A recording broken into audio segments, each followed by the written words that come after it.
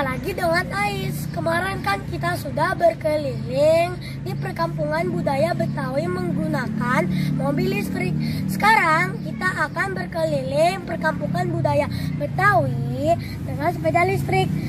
Ayo guys.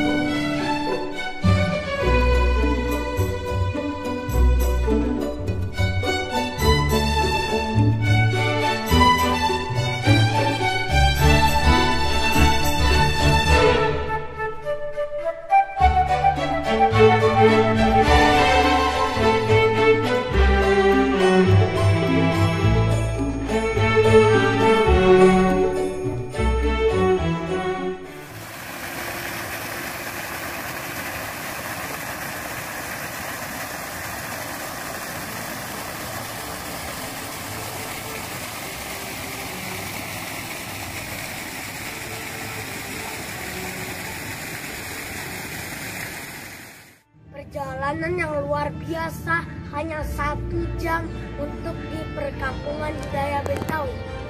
Luar biasa, keren!